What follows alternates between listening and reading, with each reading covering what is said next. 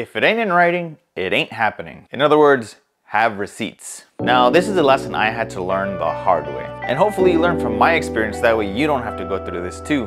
But as an entrepreneur, you most likely will. If somebody hires you to do something and it's through a verbal agreement, it is always best practice to have it in writing, especially if it's somebody that you've never worked with before, because frankly, you don't know them.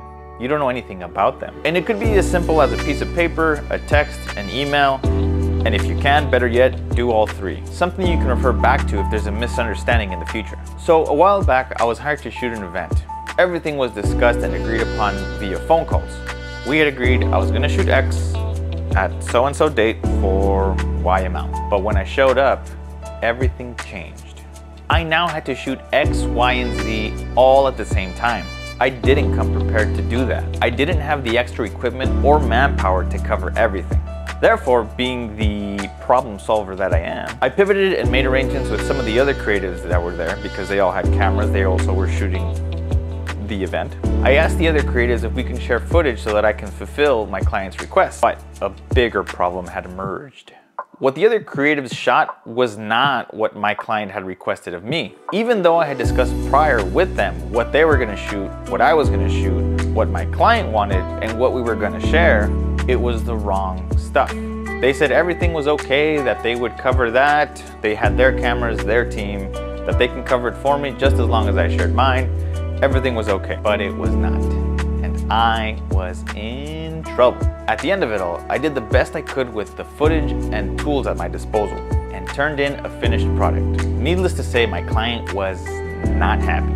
I tried justifying that everything changed last minute and I didn't come prepared for what they wanted because we had agreed on this and everything changed last minute, and that I tried my best to pivot and still give him what he wanted, but they weren't having it.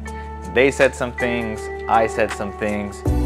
It was a nightmare. But what was the big mistake there? Where did I fail to take responsibility for the outcome? In our back and forth, there was a lot of, well, you said this, we agreed on that. No, we didn't. Yes, we did. Remember, you said this. Yeah, but then I said that. There was a lot of back and forth, and it was clear that we were not going to come to a mutual understanding of what we agreed on. I realized that there was no evidence. There was no receipts. There was no proof of what we agreed upon via a phone call. There was nothing that said, you're getting this service at this price, that comes with this and that. It takes this long to finish and you'll get it via that. Nothing to protect me or my client against vague and unclear memories. Now, I take full responsibility for the outcome. I f***ed up. Had I thought further into the future and set expectations up front when those changes were presented, I would have avoided this mess altogether and I wouldn't have had an unhappy customer. So to sum it all up, have contracts and write down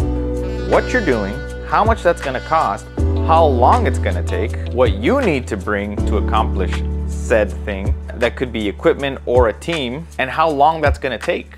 Also define what the work looks like and agree on it before you even start.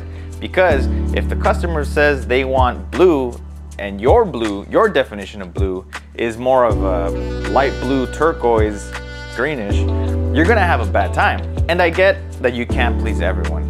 There's some people that you just can't please, but if you have a written down agreement that they see, you both agree on, it's gonna save some time and some headaches. I hope you like this video. I'm doing something different. I'm sharing stories from my experience and hopefully you learn from them. Hit the like button if you did, hit the like button if you didn't. If you love it, if you hate it, tell me in the comments, it'll help me out. And share your thoughts on this video, subscribe, and if you like it, I'll do some more.